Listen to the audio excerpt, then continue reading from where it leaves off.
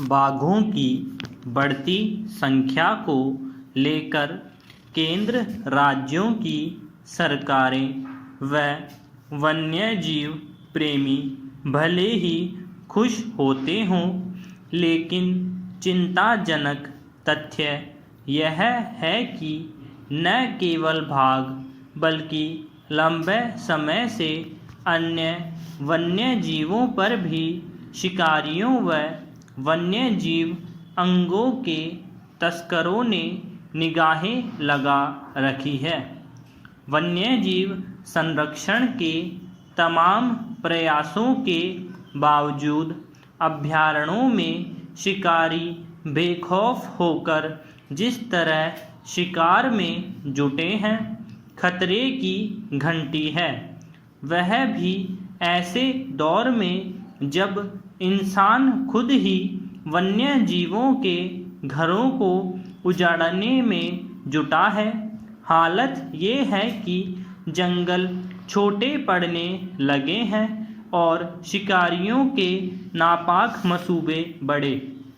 Para Rajasthan में रणथंभौर अभयारण्य की फलौदी रेंज में पिछले दिनों बाघिन ने शावक के गले में लोहे के तार का फंदा वन विभाग ने फोटो ट्रैप कैमरे में कैद होने का मामला भी शिकारियों के ऐसे ही खतरनाक मंसूबों की ओर संकेत करता है। रणथंभौर के फलौदी व खंडार रेंज में तो पिछले कुछ समय से लगातार शिकारियों की घुसपैठ और वन्य जीवों के शिकार के मामले सामने आते रहे हैं। इससे पहले 2 बाघों को शिकार की नीयत से जहर देने के मामले भी सामने आए थे।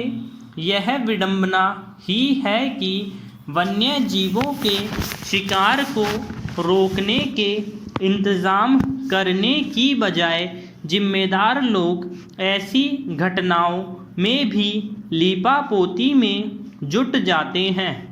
यह तो गनीमत है कि समय रहते फंदा लगा हुआ बाघ कैमरे की जद में आ गया और उसे तुरंत ट्रैकुलाइज कर उपचार किया गया।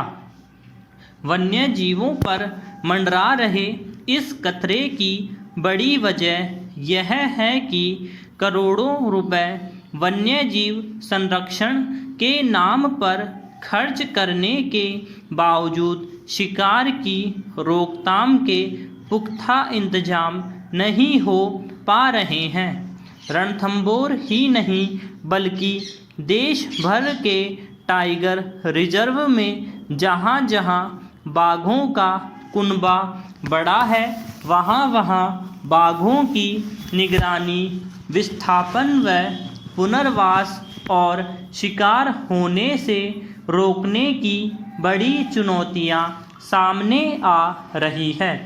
यदि कहीं बाघों के विचरण के लिए पर्याप्त क्षेत्र उपलब्ध न हो तो उनके अन्य अभयारण्यों में पुनर्वास का इंतज़ाम होना ही चाहिए।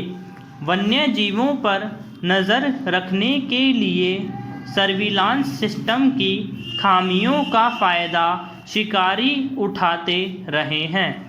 भारी भरकम बजट और कार्मिकों की फौज के बावजूद वन विभाग तब ही हरकत में आता है जब कोई अनहोनी हो जाए और सवाल उठने लगे।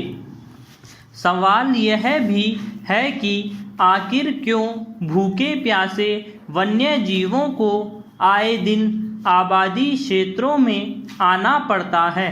पैरा यह तथ्य अलग है कि देश भर में अभयारण्यों के माध्यम से जंगलात महकमों की कमाई भी होती रही है, लेकिन इस सवाल का जवाब हमारे हुक्मरानों के पास नहीं है कि आखिर वन्य जीवों की शांति भंग कर कमाई में जुटे वन महकमों को वन्य जीव संरक्षण के काम कागजों में ही क्यों सुहाते हैं। वन्य जीव सुकून से तब ही जी पाएंगे जब उन्हें शिकारियों की नज़र से महफूज रखने के साथ बेहतर वातावरण भी उपलब्ध कराया जाएगा। ऐसा तब ही संभव होगा जब जंगल को वन्य जीवों के लिए ही रहने दिया जाएगा।